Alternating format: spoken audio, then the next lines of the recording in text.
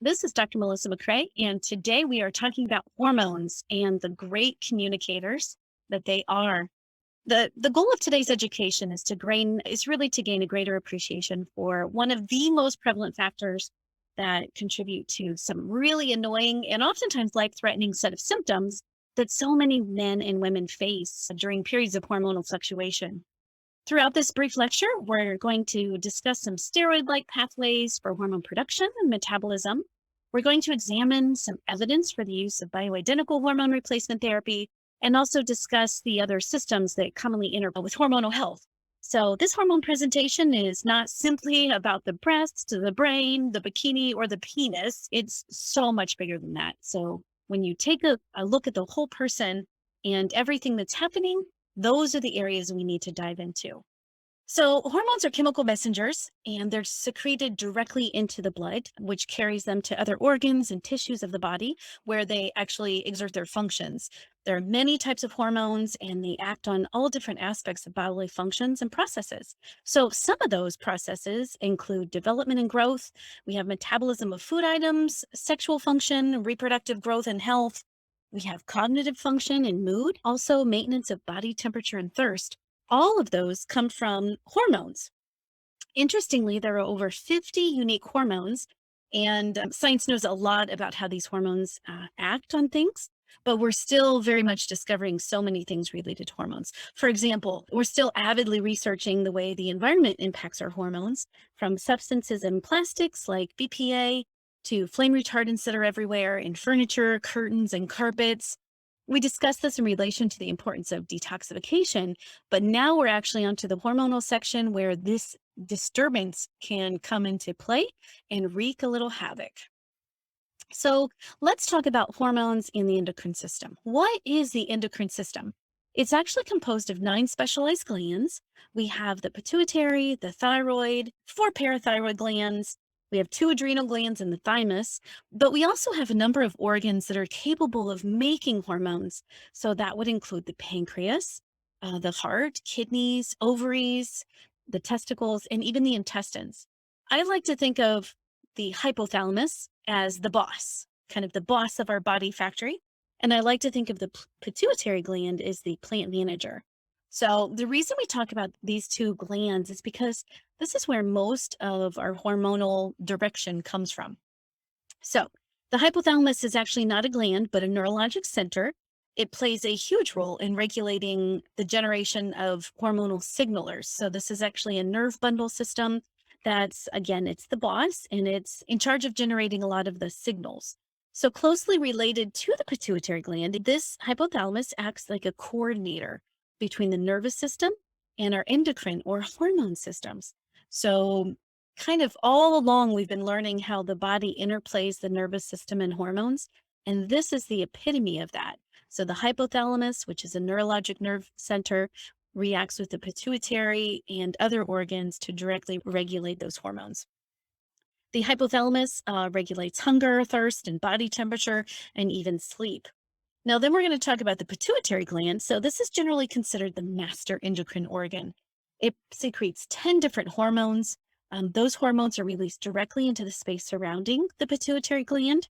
And because of the high density of the blood vessels there around these endocrine glands, it allows those hormones to spread throughout the body very quickly. Some of them circulate freely in the blood, while others have to attach to carrier proteins, which get them to target cells. For a gland that's the size of a pea, I think this is really amazing. So the 10 hormones released from this small pituitary gland, there's a nice little pictographic of this. We have ACTH, which is adrenocorticotropic hormone, melanocyte stimulating hormone, growth hormone, thyroid stimulating hormone, or that famous TSH, gonadotropins like FSH and LH, which talk to our ovaries and testicles. We have ADH, which is an antidiuretic hormone, prolactin, and oxytocin. So you can see this little tiny gland that's the size of a pea has a pretty significant job to accomplish. So let's talk about the perfect fit of these hormone receptors, the hormone to the receptor. Hormones are highly selective. So I like to think about it like a Lego set or a lock and key mechanism. Each hormone is specific to a certain receptor, and it's a perfect fit. And this is for really good reason. You don't want to be turning reactions on and off that are not intentional. So let's talk about the example of Premarin. Premarin comes from the urine of pregnant mares, hence pre-mare-in. It has 10 types of estrogen components in it. So how many estrogens do humans have? Well, we have 3. So there are 7 extra estrogen similar components floating around that can sort of fit into some receptors, but not enough to turn reactions on and off that would otherwise not be affected. So clearly, we need to be using only the hormones that our body knows and intentionally works with. The major hormones that we frequently will be referring to are testosterone, estrogens, progesterone, DHEA and pregnenolone, cortisol, the thyroid hormones, free T3, T4, and reverse T3, vitamin D, and growth hormones. Now, certainly there's a lot of hormones in our system, but these are the common ones that we're going to be really digging into. Hormones, their interactions with cells, with each other, and the environment are very complex. Scientists work really hard to understand this complexity and also how that then affects our health. I like to compare hormones to instruments in an orchestra, playing different parts of a really complicated piece, ideally in sync to make the most beautiful production. These hormones, they all play this beautiful interactive role in a coordinated fashion to make what I consider, again, the most incredible symphony. And here is a visual example. So this is what we have, just pathways of several different hormones. And as you can see, if you have an irregularity in one hormonal pathway, imagine what happens subsequent to that. So this is just one of the steroid hormone pathways that we look at. So what's the difference between bioidentical versus synthetic? Well, not all forms of hormones are the same, and it's really important to make this distinction because much of the confusion and mistrust and fear that surrounds hormone therapy is due in large part to the lack of understanding between the differences of bioidentical and non-bioidentical hormones. Many of the different guidelines rely on a limited definition of what bioidentical hormones are, like creams or pellets that are created in compounding pharmacies. To be very specific, bioidentical hormones are sometimes referred to as natural hormones, and that's to distinguish them from synthetic, non-bioidentical hormones that are used in more traditional hormone replacement therapy. Bioidentical hormones can also be synthetic in that they are made in a laboratory. The difference is a bioidentical hormone, the formulas are structurally identical to hormones produced by the human ovary and the adrenal glands and testicular glands, whereas non-bioidentical hormones are structurally different. So if we would take a molecule of someone's own estradiol and we would compare it to a molecule of bioidentical estradiol, you would not be able to tell the difference. If we took a molecule of testosterone and we compared it to, for instance, an injectable form of synthetic testosterone, you would very clearly see the difference between those two molecules. So just to be clear, bioidentical hormones act like the hormones your body already knows and not kind of like synthetic hormones. So in the terms we just touched on, bioidentical hormones are a perfect fit. Non-bioidentical hormones are not quite, but close, but not having the perfect fit for receptors. I think about the key that doesn't quite go into a lock it was intended, but when you jam it in there tight enough and wiggle it around a lot, it can still open a door. That's how I kind of think of the differences between a perfectly fitting key, which is bioidentical, or an not quite right key, but you can make it work if you force it to, and you might have done a little damage in the process. So let's talk about an example of a bioidentical versus non-bioidentical hormone. We have progesterone versus progestin. So progestin is a synthetic form of the body's naturally occurring hormone progesterone. Progestins were designed to interact with the progesterone receptors in order to cause those progesterone-like effects. So this means that they do some of what the body's natural progesterone naturally does. While the synthetic progestins can mimic some of the natural progesterone's effects, progestins may also act differently with those receptors in the body. So a significant consequence of the side effects seen with the synthetic progestins, as in birth control pills and some forms of hormone replacement, we see an increase in the risk of developing breast cancer. Clinical trials, such as the Women's Health Initiative, in which more breast cancer was seen in the group taking progestins, did not actually study what if we used natural progesterone. So, progesterone, which is our natural hormone, actually increases fertility. It's bioidentical to what our body makes. And then we have our medroxyprogesterone acetate, also known as progestin. Provera is a common term that people are familiar with. It is the synthetic version, and it actually acts as a contraceptive. Now let's get back to this hormonal cascade, which is so truly amazing. The interactions and triggers and resultant hormone production is incredible. And this is just a simplified version of the sex hormone pathway. So today we are going to really try to give you a general understanding about hormone therapy, the pros and the cons, and some of the different things that play off of each other. But just keep in mind, every person's case is very individualized. And so that's why we go to the depths we do to dig into your history and to do some very advanced testing so we know exactly what's happening in your body. So let's specifically look at the sex hormones again and the different stages we go through that changing secretion levels of these hormones results in. For women, let's talk about the premenopausal state, or otherwise known as before menopause. So before menopause, it's everything that starts with your very first menstrual cycle. We have this beautiful fluctuations of luteinizing hormone, FSH, and estrogens and progesterone. And this amazing cycle that happens every month is dependent on this hormonal release that triggers up or down. Unfortunately, when we run into issues with this premenopausal phase, some of the problems we see are premenstrual syndrome, which can be painful periods with irritability and mood swings and bloating and headaches. We can see abnormal periods. Maybe they're heavy, maybe they're irregular, or maybe they're irregular and heavy. We can see cramping, infertility issues, mood fluctuations, and even anemia from excess bleeding. And that is more in the premenopause, or from the first menstrual cycle until the time when hormones start changing.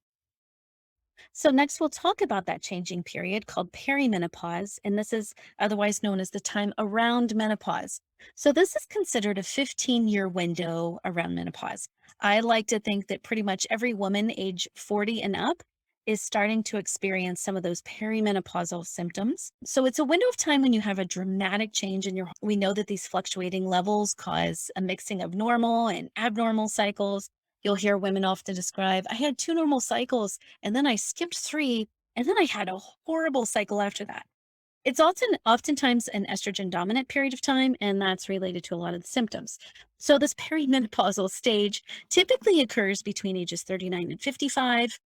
Again, this hormonal release is not as regular, so communication between those hormones is changing. That leads to irregular cycles and skipped cycles. Again, the hormone swings and menopausal symptoms. Then we have the menopausal state. And this is the true definition is once a woman has gone 12 consecutive months without a period, she's considered menopausal.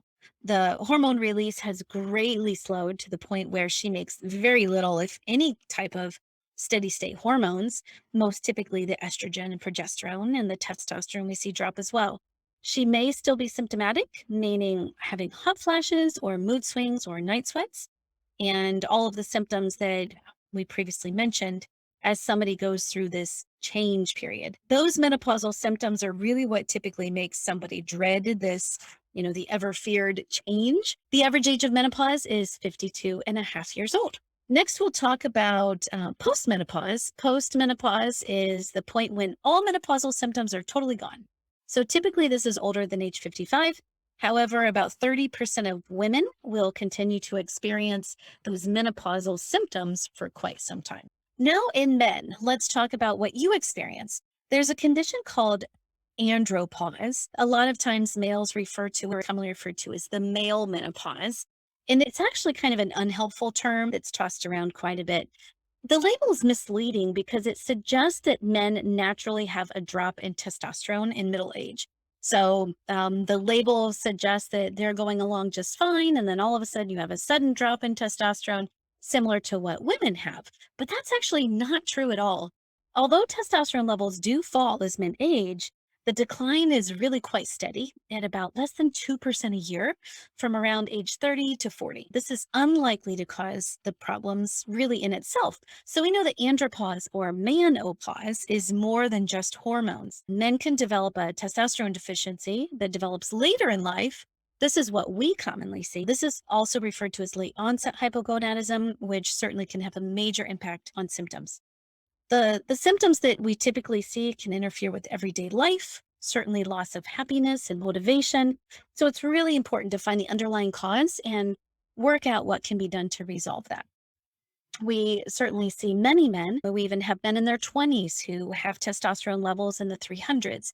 Now, a normal ideal level for testosterone in men is between 900 and 1100. So you can certainly expect that a level of around 300 is very, very low and not natural. So let's look at testosterone and disease instance. This is a fantastic graphic of the association of specific symptoms and metabolic risk with blood testosterone levels in men. This is from the Journal of Clinical Endocrinology from an article in November 2006. So you'll see on here some of the different relationships between testosterone levels that exist. So, for instance, erectile dysfunction typically happens at levels of 230 or less. We have increased total mortality or death rate in testosterone levels that are less than 600. We see osteoporosis and metabolic syndrome. So that would be like diabetes and hypertension and high cholesterol, more prevalent at testosterone levels less than 770. And sarcopenia, which is the loss of muscle mass, we see that less than levels of 700. So all of these things are very, very critical. There's a lot of really interesting information in the slide, but you'll see that our ideal levels are between that 900 and that 1000. Those are kind of the sweet spots for making sure that we maintain all of the benefits of testosterone and what it naturally can do in men. Now, women also have a graph, but obviously their levels are much different. And we shoot for making sure that we have a youthful level of testosterone when we're adjusting for that. Symptoms of hormonal imbalance. We see so many presentations from brain fog and issues with mental clarity. Sometimes it's horrible sleep issues. Sometimes it's fatigue. All of these are different symptoms that we see patients present with when they have deficiencies in testosterone or their hormones are not in sync. Sometimes it's that seems like it's just impossible to resolve. Other times it's decreasing muscle mass or decreasing libido. And those are very common concerns patients bring to us. Since hormones are your chemical messengers that turn reactions on and off, you can see why people experience so many different symptoms when their hormonal signals are being released in this kind of haphazard pattern. Now, this is more of an aging picture, an aging hormonal picture in women. This is symptoms of menopause that go along with the sex hormone production when women go through menopause. Many, many issues can arise. Our goal is always to normalize those hormones to a more youthful state at optimized values. So, what we're seeking to do is the optimal level of hormones to restore that youthful balance that we have. In men, we see male factor infertility as the cause of 30% of infertility cases. Many factors contribute to a drop in testosterone, and those include poor lifestyle habits, dietary choices, of course, chemical exposures we've discussed, lack of exercise, certainly increased stress is a big issue, antidepressants, blood pressure medications, birth control pills. So many things can be at the root of abnormal hormones or imbalances that we find in the body. What are some of the benefits of hormonal therapy? So a lot of people are interested in hormonal therapy, but they really want to know what all is involved with that. So there are lots of different things that we can improve on, most commonly in men and women, the sleep, the mental clarity, focus on memory and word searching that's so much improved. We see stronger bones in men and women, this improved sense of well-being. We see improved energy and improved sleep. Now, in men and women, depending on the situation, we also see decreased risk of breast cancer. We can see decreased risk of prostate cancer. There's a lot of different individual characteristics, but those are more case-based. So I wanted to put the positive effects that men and women can expect to see with hormone therapy. And then we also have some added caveats of benefits as well. So let's look at this graphic because a lot of times people will say, I started on my hormones 3 months ago and I haven't lost 20 pounds yet. and I've been working out every day and I just don't notice a change in my muscles significantly. Well, that's because hormonal therapy is not this instant gratification type of process. Now, in a female who's having uncontrollable hot flashes, we can say that she does have some quality of life change that's tremendous immediately. Generally speaking, it does take time for that body to readjust to this change. So you'll see the different color coded variations. For instance, an increase in muscle strength has its maximum effect at 12 months of hormone use. Increases in lean mass also at 12 months. But then you'll see things such as increased bone mineral density. You'll see the maximum benefit at 36 months. So I love to reinforce to people, this is not this instantaneous, everything is perfect within 3 months. It does take time in a well-adjusted system to see these maximum benefits. So how do we do hormone testing? It's really important to do testing at the right time. So for instance, is somebody still cycling regularly? So if they are, we know we want to check days 19, 20, or 21 if they have a typical 28-day cycle. Are their cycles long or short, but regular? Maybe they're irregular. Maybe they don't ovulate at all, or maybe somebody's on birth control pills. It's very important to have the proper history before we choose which hormonal test is the most appropriate. In men, knock on wood, we can do testing pretty much any day. Now, mornings will show the highest level of testosterone. So we do like to keep that in mind. It doesn't mean we have to test in the morning. It just gives us an idea that if we do check in the morning, we know that's going to be the highest level.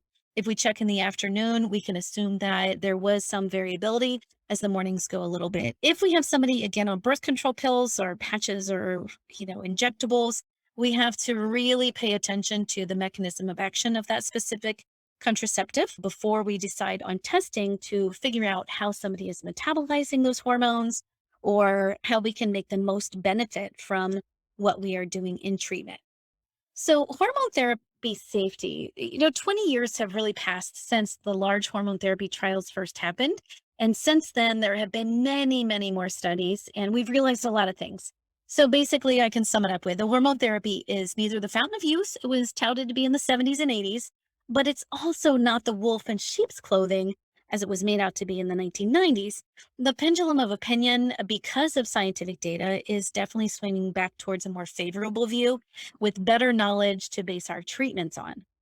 That being said, it's still a very divided medical world where people are either studying one aspect or the other, and rarely do people look into both forms of hormone therapy being more traditional versus bioidentical. So, for instance, here's an issue that we do have a lot of clarity on. Hormone therapy is not indicated for primary or secondary prevention of heart disease. So, we don't just put somebody on hormones to say, we're going to try to prevent a heart problem. However, we do know that, for instance, in women, if we start estrogen within 3 years of menopause and upon treating for about an average of 5 years, those patients had the absolute lowest progression of subclinical vascular disease out of anyone in the study they used. So there's no indication for using estradiol for preventing heart disease, but we do know that using a natural based estrogen, which is not Premarin, it does show that it certainly does not hurt the heart. And we do think there are advantages to using estrogen early in menopause. Now, what about osteoporosis? We know that testosterone does an amazing job of building bone strength. A study in 1990 actually showed that with oral estrogen, a lot of people think, oh, I need to take estrogen for my bones. There's actually a 1% to 2% increase in bone density per year. Now, what about estrogen patches? Well, estrogen patches have a different absorption characteristic. Then there's actually a 3.5% increase per year for estrogen patches. What about testosterone? This is amazing. 8.3% increase in in bone density per year with testosterone. So we know that that maxes out at about 18% increase in bone density, which is dramatically different than anything we can get with our prescription bone enhancers, like the bisphosphonates. You'll see that testosterone is actually a stronger improvement than even estrogen. And a lot of times we learn that, oh, it's estrogen which keeps your bone strong. How about for the brain? If hormone replacement therapy is started within 5 years of menopause in women, there's a 30% risk reduction in Alzheimer's disease, especially if it's used for more than 10 years. So protecting the brain is always of concern. In 2007, there was a study that had over 11,000 patients in it, and it actually showed that low testosterone levels were related to a higher death rate. There was a 41% increased death rate of all cause mortality in those with low testosterone. So every person is unique, and each case must be looked at individually. At Vitality, that's absolutely what we do. And it's very important that that is always done. Full history and evaluation and very specific testing to know exactly what's happening with you. I tend to think of the risk levels like a red light, yellow light, and green light. So, what are those relative risk markers? The red light, this is going to be your higher risk patient. Again, these are general categories. These are patients that hormone replacement therapy might be a bad idea because they have one of those classic contraindications. So, in women, it would be uncontrolled vaginal bleeding or a history of breast cancer in the last 5 years, a history of estrogen dependent endometrial cancer. Maybe they've had a blood clot or a pulmonary embolism. In men, this would be somebody with active prostate cancer or a blood disease called polycythemia, maybe a male with breast cancer or an elevated PSA that's not been elevated. In the next category we're going to look at is the yellow light, and these are the people with medium or variable risk. These patients might benefit from hormone replacement therapy and do not have any overt contraindications, but maybe they have indicators suggesting that hormone replacement could be an issue. This would be women who maybe have strong family histories of breast cancer or mammographically have dense breasts that don't get evaluated or they don't do breast exams to monitor elevated baseline estrogen levels. Maybe they have genetic abnormalities in estrogen metabolism, methylation, or maybe detoxification. Or maybe they have a lot of high risk lifestyle factors. And the yellow light category will be those who desire fertility because testosterone therapy can oftentimes decrease sperm counts temporarily. A yellow light in a man might be severe urinary tract symptoms like hesitancy or urgency, or maybe dribbling, and then uncontrolled sleep apnea. Our green light, which are the minimal risk category, these women are typically younger, or maybe recently started menopause, or maybe they're men who've been healthy but are noticing signs and symptoms of low T, such as maybe more fatigue or lack of motivation. These patients tend to experience significant vasomotor symptoms, but really don't have any contraindications. There's no significant risk factors and no real lifestyle variables that raise concern. For women in the yellow light category, breast cancer risk is at the top of the list of considerations. Interestingly, there are physicians who use testosterone actually in the treatment of breast cancer. So you'll realize these are all relative risk, relative contraindications, red lights, yellow lights, and green lights, but just kind of a category to think of where you might be in that system. So there's cookie cutter hormone replacement therapy and personalized therapy. And of course, we strongly promote a personalized approach. So, what benefits do we have over a cookie cutter approach?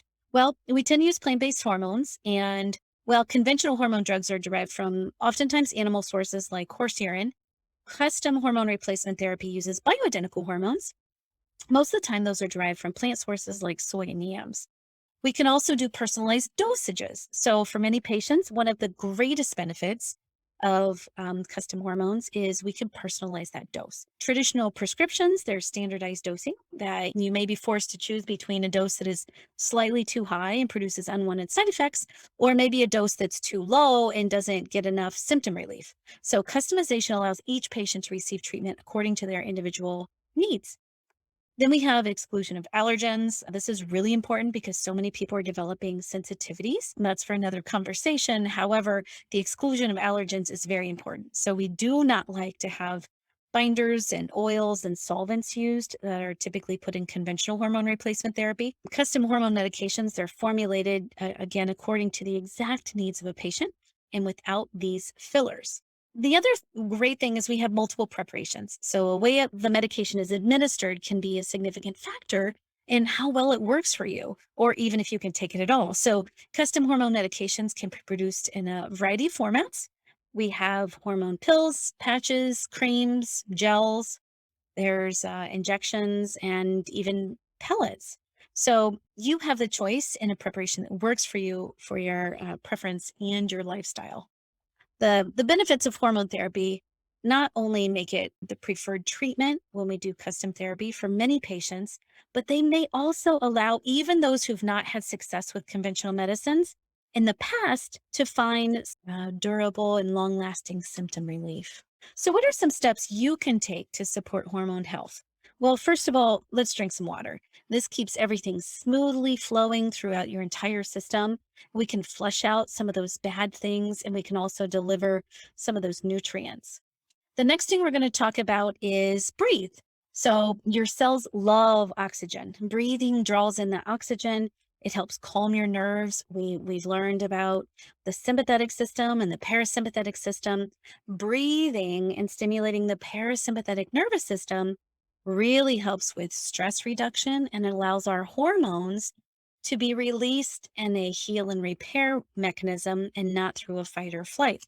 Next, we have get some good quality sleep.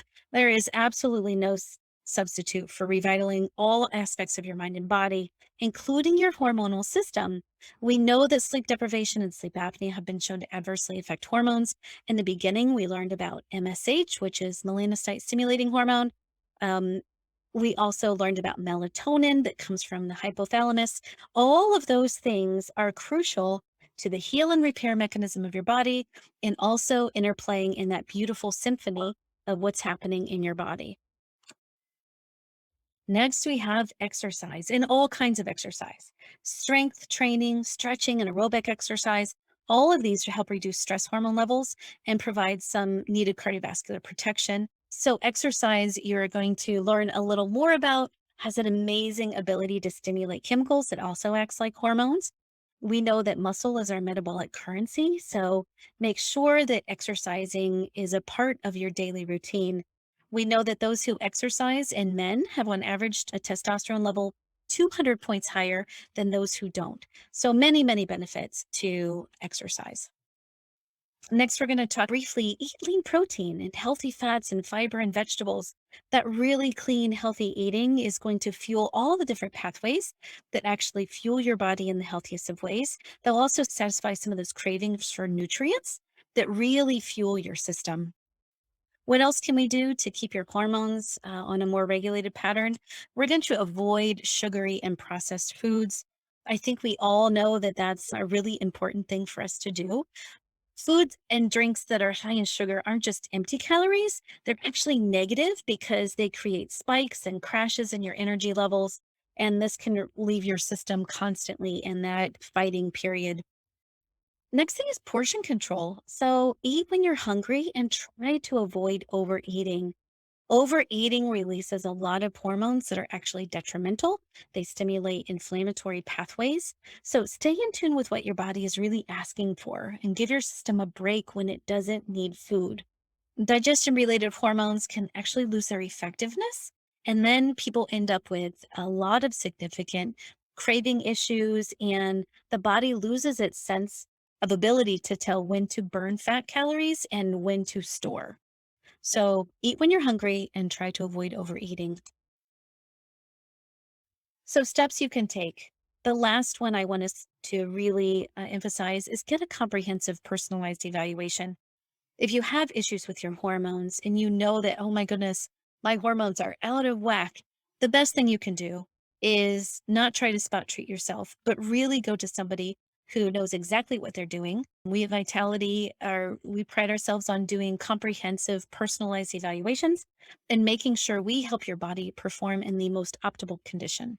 So, healthy living is absolutely in your control. And we know that people have the best outcomes when their systems are optimized. And that includes your hormonal system and the incredible impact that has on your health.